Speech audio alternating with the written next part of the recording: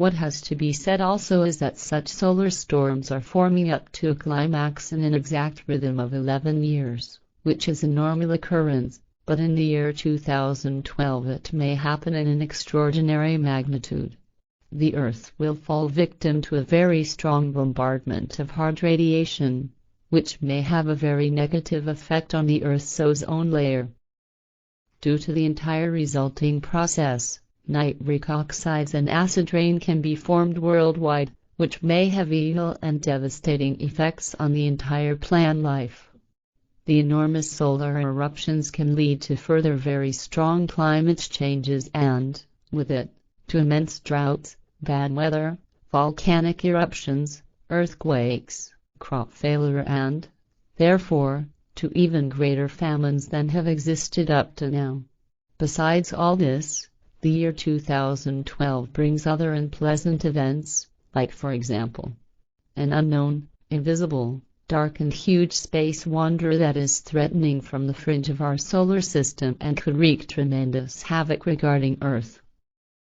And if this should really occur, the fact of its existence would be openly proven starting with 2010 or 2011, if at all, because the possibility of a dark and, therefore, non-observable passage of the Colossus is also possible.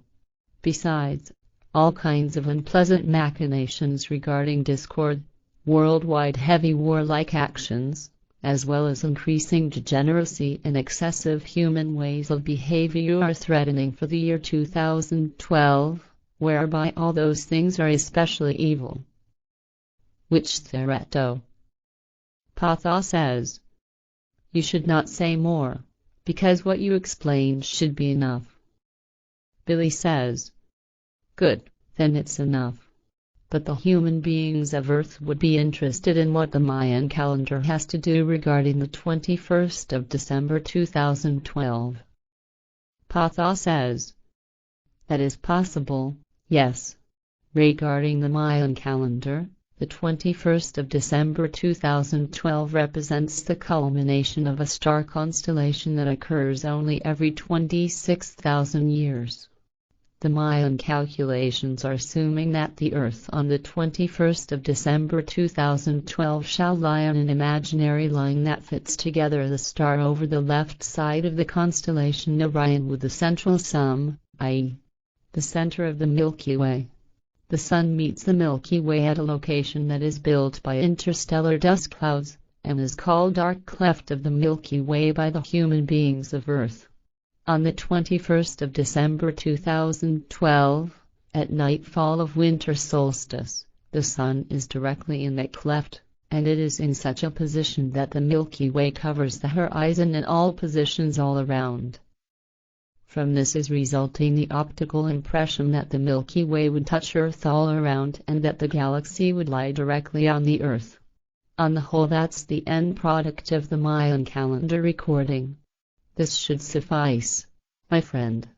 To say more would be too much of a good thing, because it would foster the fear of the human beings of Earth, which should not be, however. So keep silent regarding the further explanations that we gave you. Billy says, "I will, but otherwise I would like to say something regarding the climatic change that shall not be allowed to be forgotten, but is deliberately disputed by responsible scientists as well by non-profit-making organizations.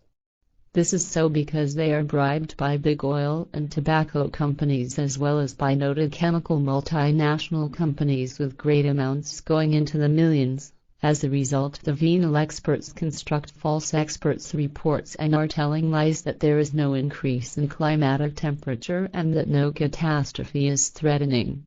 Groups of companies that are criminal regarding this are gathering scientists and organizations which they have bought or who are submissively dependent on them, because they, the companies, assume that the ignorant terrestrial population would rather believe in the lies of the bought-off scientists and organizations than those scientists who are demonstrating the increase of the climatic temperature.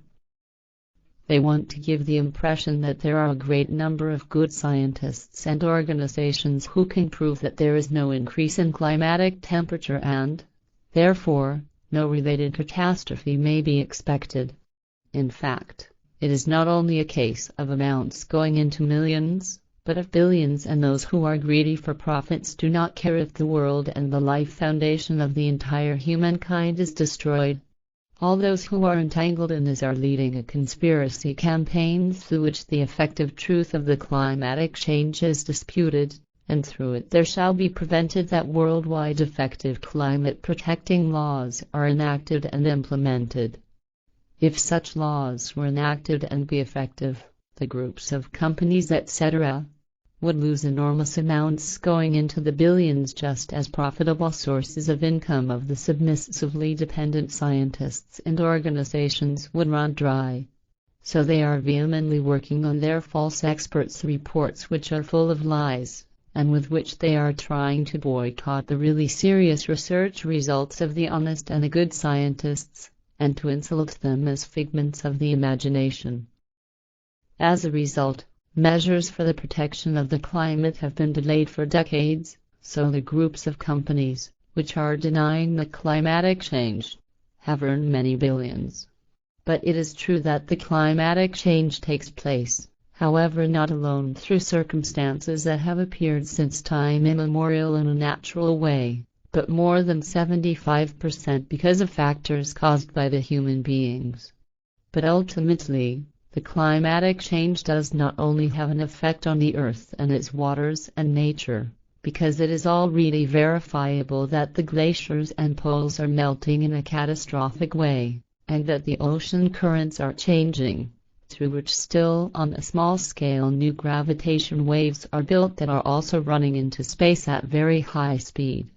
So the Earth's gravitational field will also change by this, and not only through the threatening sunstorms in the year 2012, and this will not be restricted to the planet alone, but will also have an effect out into space, as a gravitation-spaced tsunami, so to speak.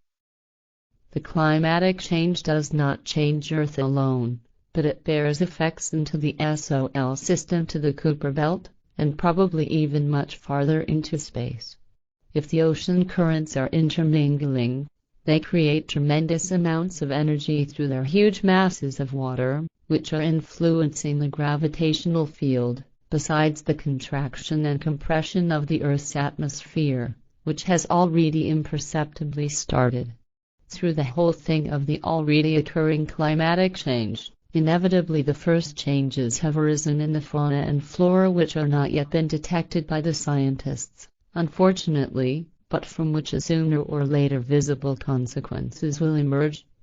The time has already come that the climate change is moving around gigantic masses of ice and water, through which dangerous pressure effects on the Earth's crust are created and tectonic shifts are provoked. This inevitably leads to more severe earthquakes and volcanic eruptions, as is also the case with large reservoirs, which is still disputed by the bigoted scientists, not seldom because they don't want to admit the truth or are paid for their false calculations by the billions-worth companies. However, what is not heeded with the necessary care is the fact that through the melting of the inland glaciers of all countries, as well as the melting of the glaciers of Greenland, the Antarctica and Arctic, the sea level rises, which finally leads to disastrous geological consequences.